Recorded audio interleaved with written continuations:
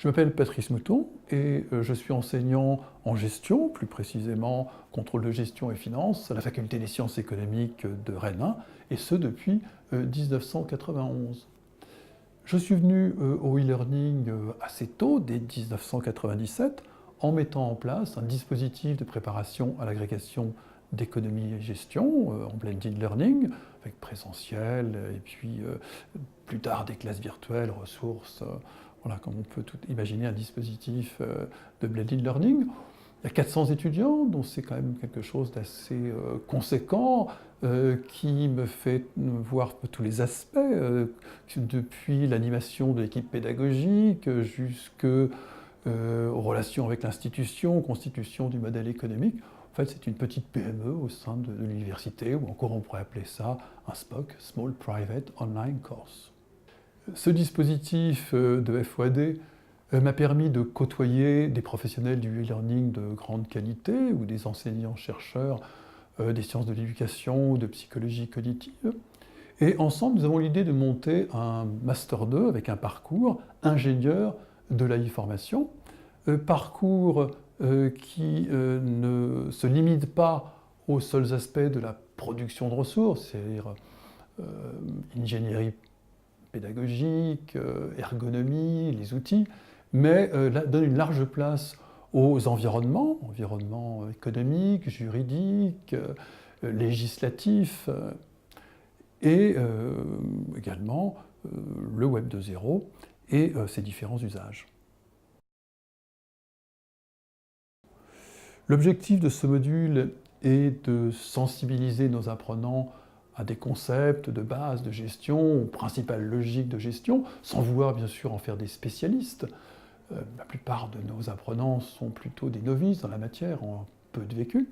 Donc il s'agit de leur donner des armes pour pouvoir discuter avec des financiers ou la direction générale, par exemple s'ils veulent vendre en interne un projet, ou pour eux-mêmes, lorsqu'ils sont en train de concevoir un projet, d'être en mesure d'estimer monétairement les conséquences de leur choix pédagogique.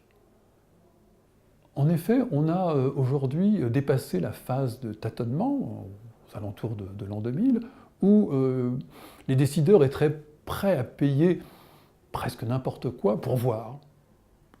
Aujourd'hui, on entre plutôt dans l'ère de l'industrialisation. C'est l'heure des comptes, nous dit Arnaud Coulon, c'est tout à fait ça, et ce module, retour sur investissement, a justement pour but de faire les comptes. Dans le cadre de ce module, nous passons en revue les différentes approches de calcul de coûts, des plus sommaires, comme le taux horaire chargé, qui permet d'élaborer un devis, jusqu'à des approches beaucoup plus sophistiquées, comme le modèle des activités, Activity-Based Costing.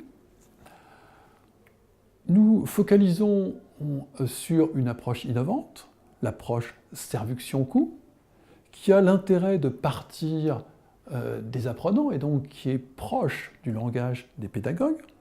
En face des différentes activités de l'apprenant, nous mettons les prestataires, les professeurs, mais aussi les administratifs, les tuteurs, et le back-office, c'est-à-dire tout ce qui est nécessaire pour constituer les ressources indispensables à l'enseignement asynchrone. L'objectif étant d'amener les pédagogues à réfléchir sur les conséquences économiques de leur choix pédagogique. Comme le niveau des apprenants est très disparate, nous nous appuyons sur le principe de la classe inversée, qui permet à chacun de travailler à son rythme, avant les cours, et les séances synchrones, que ce soit en classe virtuelle ou en présentiel, permettent d'échanger et de réaliser un certain nombre de cas pratiques et de discuter autour d'eux. Quant à l'évaluation de ce module, elle se fait à partir d'un travail en groupe sur un cas concret de mise en œuvre de l'approche servuction-coût.